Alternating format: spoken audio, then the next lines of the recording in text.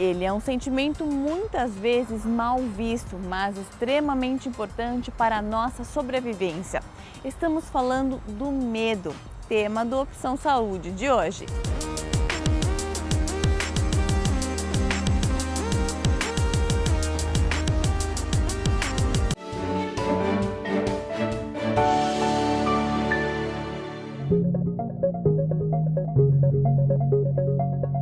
Normalmente ninguém gosta muito de sentir medo e tem gente que até tem vergonha de confessar que convive com esse sentimento. Mas, de acordo com especialistas, ele não deve ser tão desvalorizado assim. Não, de forma nenhuma. O medo é um sentimento, né, natural, normal, um sentimento primitivo e muito importante, porque é o medo que nos mantém vivos. O medo é como se fosse uma campainha que toca, que nos alerta quando há ao nosso entorno algum sinal de perigo, algo que tem algum potencial de nos causar mal, físico, emocional, de qualquer natureza. Então, sentir medo é muito bom, porque é diante do medo que eu me coloco, então, capaz de me proteger, de criar estratégias para me proteger. E quando o medo deixa de ser uma defesa e passa a ser um problema? Isso acontece quando a minha decodificação da realidade está inadequada. Então, se eu olhar para uma situação que não é potencialmente, de fato, tão perigosa, mas eu decodificá-la como algo muito perigoso, eu vou passar a me relacionar com aquilo de uma forma equivocada, atribuindo a uma situação normal ou uma situação que eu pudesse me relacionar com mais tranquilidade como algo que me causa muito medo. Um exemplo disso bastante comum é o medo de barata. A barata é um animal, muitas vezes ele não é muito limpo, dependendo, principalmente se ele vive nos esgotos. É um animal que causa algum asco nas pessoas, mas de fato não é um animal que tenha um potencial de me causar um mal tão grande que eu precise, por exemplo, ter um ataque, ficar muito nervosa. Então, esse é um exemplo típico de uma decodificação equivocada da realidade. E quando a gente percebe que o medo está passando do limite? Bem, essa percepção a gente pode começar a ter na medida em que a pessoa começa a sofrer limitações na vida dela. Diante de situações que são possíveis dela enfrentar, que são normais, que são comuns, ela começa a se limitar. Então, por exemplo, eu começo a não conseguir voar para fazer uma viagem, eu começo a não conseguir andar de carro ou a sair à noite. É claro que em todas essas situações é natural e é esperado que a gente tome cuidados para nos proteger. Então, é claro que se eu quiser passear à noite, eu não vou sair sozinha num lugar ermo, num lugar que eu não conheça, portando objetos de valor. Isso seria um descuido para comigo mesma.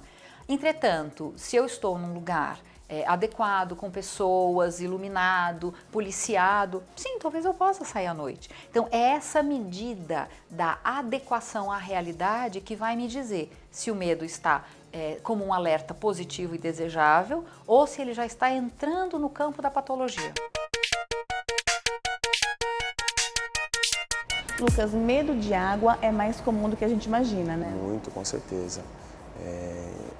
Hoje em dia, nas academias de natação, existe uma grande procura por conta do medo. Ele acontece porque a pessoa não tem contato, a água é um ambiente desconhecido, ou porque ela sofreu algum trauma com a água, se afogou, alguma coisa assim? No caso da criança, né? Tanto da criança quanto do adulto, né? O medo. É muito relativo, porque nós temos o medo de fobia, existe a fobia e o trauma. Então, a pessoa, às vezes a criança, na fase infantil, quando criança, ela sofreu algum trauma, num churrasco, na praia, que isso é muito comum acontecer.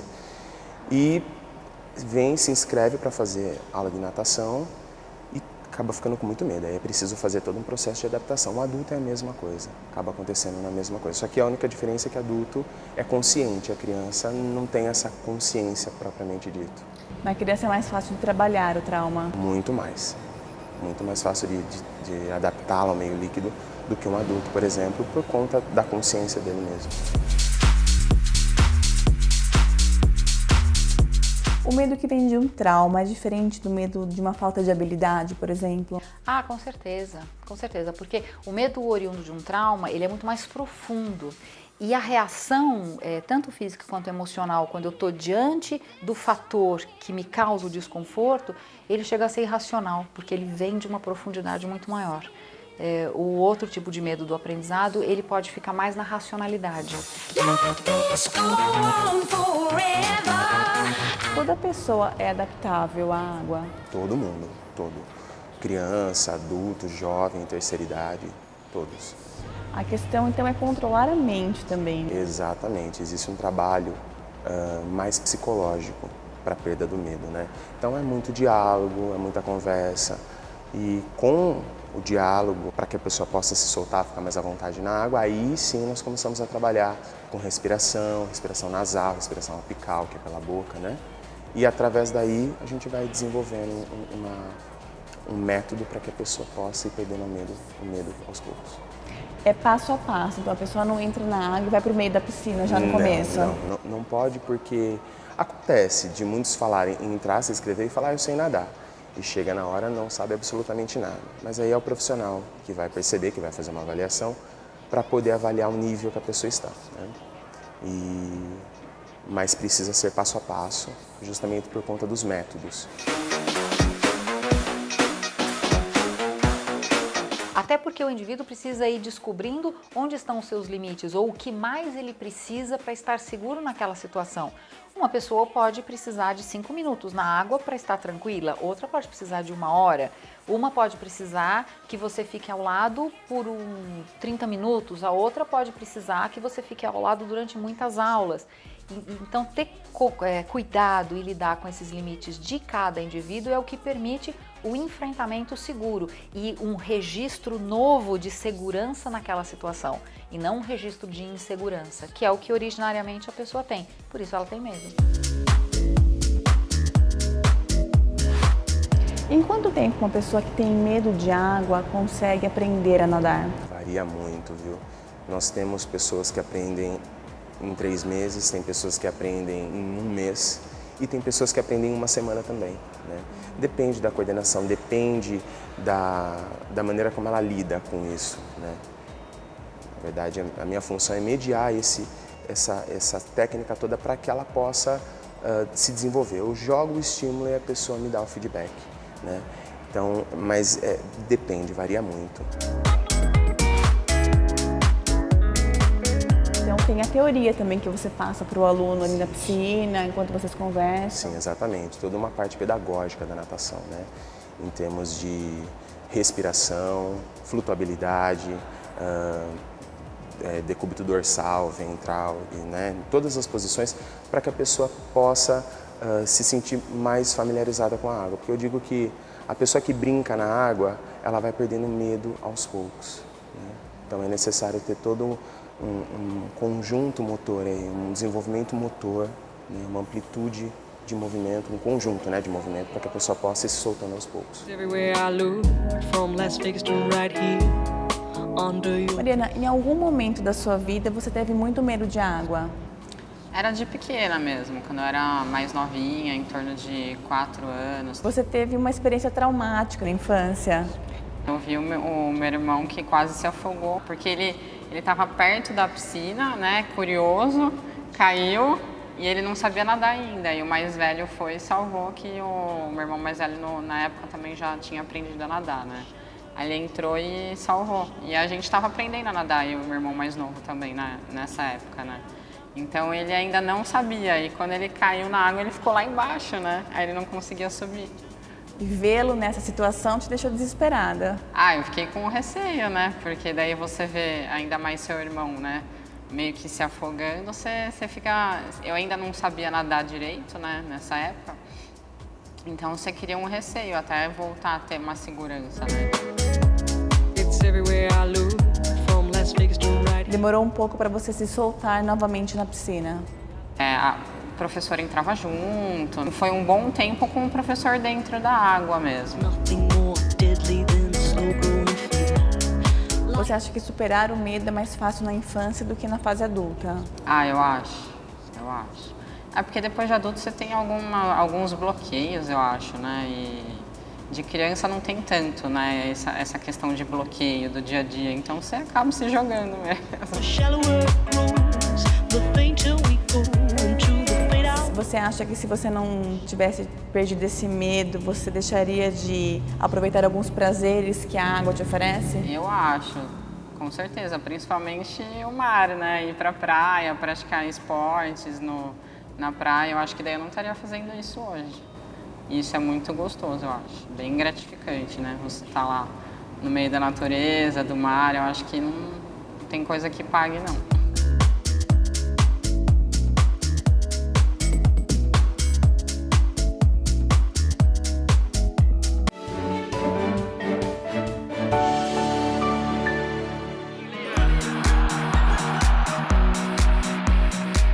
O medo deixa de ser nosso aliado e passa a ser um problema quando é exagerado e não justificável.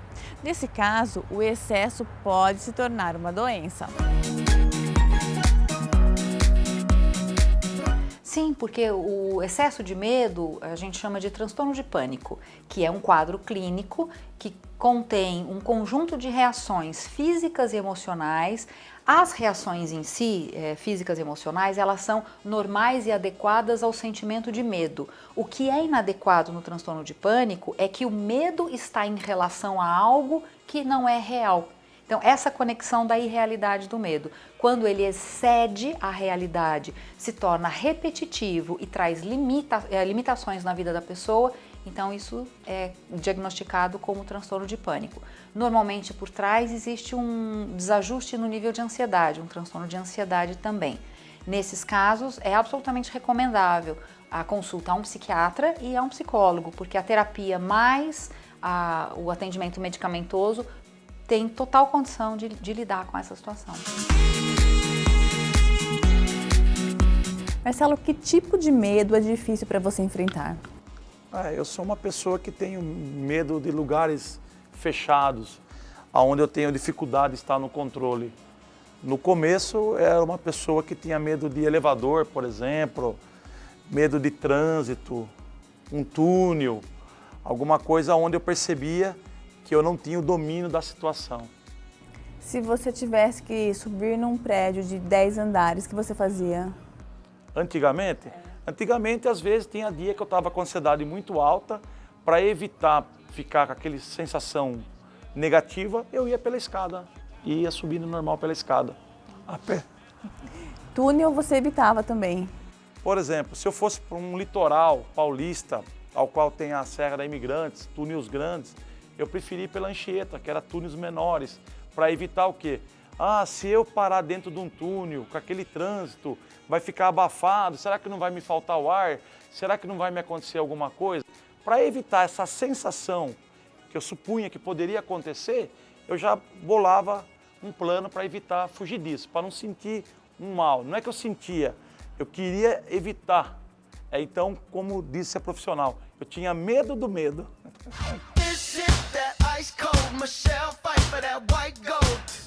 E esse tipo de medo te paralisou em algum momento da vida? Infelizmente, sim, porque começou a me atrapalhar na minha vida profissional, na minha vida particular com minha esposa.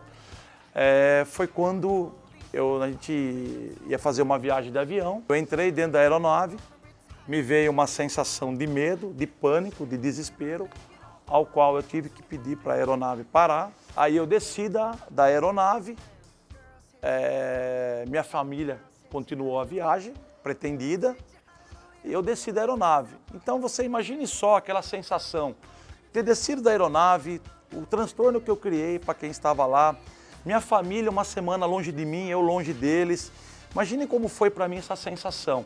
Para mim, eu falei, eu cheguei no fundo do poço, eu preciso de ajuda. Mas não estava sabendo exatamente o que eu tinha. Eu não sei por que eu tive que sair, por que eu fiquei com medo. Por que eu tenho medo do elevador? Não sabia. Foi nesses momentos, foi nessa hora que eu achei que eu precisava de uma ajuda profissional e fui buscá-la. E ela foi muito bem-vinda, né? Nossa, maravilhoso. Fui primeiro à busca de um psiquiatra, né? Para poder conversar e explicar o que eu sentia, para ele detectar o que eu tinha.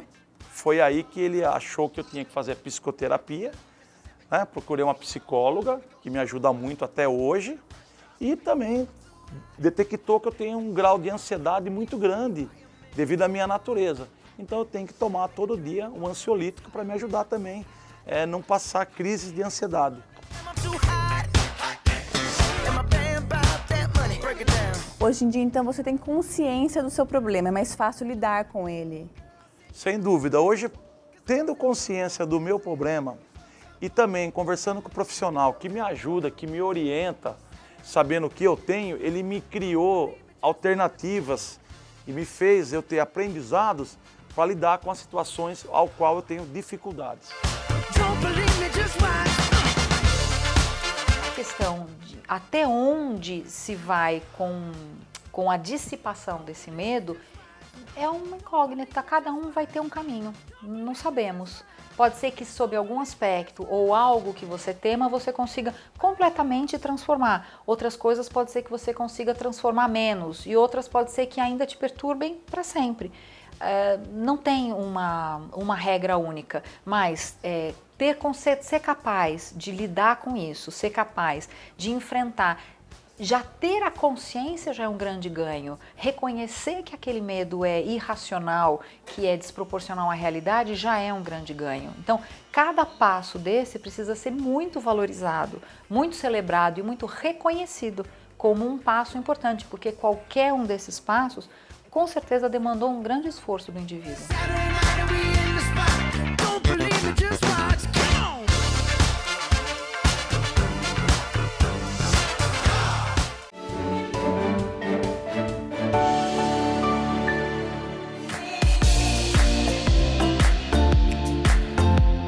O medo costuma deixar rastros físicos e emocionais toda vez que aparece.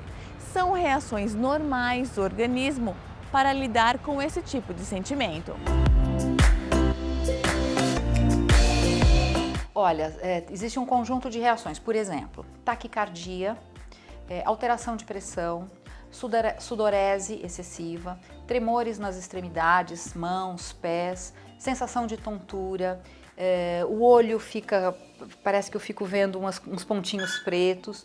Então, esse conjunto é o conjunto de sensações físicas despertadas pela sensação de medo. As reações emocionais são o aumento da ansiedade, uma sensação de insegurança, uma sensação de falta de controle de si mesmo, né, e daquilo que está à sua volta. Muitas vezes também uma sensação de morte. O medo de dirigir é causado por quê? Olha, é difícil dizer unicamente, não existe uma única razão. Pode ser por vários fatores. Por exemplo, o indivíduo pode ter tido um trauma, sofreu um acidente, se envolveu em algum momento numa situação dolorosa, ou dele, ou de algum familiar, de alguém importante. Então pode ser oriundo de um trauma. Pode ser oriundo também de uma construção de uma crença. Então, por exemplo, uma jovem cujo pai, durante a vida toda, escutou esse pai dizer: a mulher não sabe dirigir, as mulheres são incompetentes no trânsito, coisas desse tipo. Pode construir, né, na visão dessa pessoa, um sentimento de incapacidade. E muitas vezes, na tentativa de tentar provar a sua capacidade, isso faz com que a pessoa se sinta ainda mais insegura, porque ela coloca uma exigência tão grande em acertar que qualquer mínimo erro causa uma ansiedade muito grande. É comum uma pessoa habilitada ter medo de dirigir? Sim, é comum. Quais são os vilões da direção? Baliza, ladeira, trânsito, o que dá mais medo na pessoa? A maioria das vezes, a ladeira é a dificuldade da maioria das pessoas, né? O medo de deixar o carro morrer e não conseguir sair, né? As pessoas buzinarem, ele ficar mais apavorado e travar no trânsito. Tem a ver então com insegurança e autoestima isso também, né? Com certeza, né? A pessoa quando ela começa a dirigir, né? Sobe, né? A autoestima aumenta muito, porque principalmente quando a pessoa quer muito, né? A pessoa se sente uma outra pessoa, uma liberdade muito grande. É bem diversificado, né?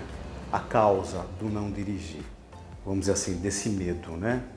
Ou por conta de algum trauma, de algum acidente ou por conta de uma má formação, né, do próprio instrutor ter colocado algumas informações as quais ela introjetou e acabou ficando impeditivo, desenvolvendo um medo nela, né?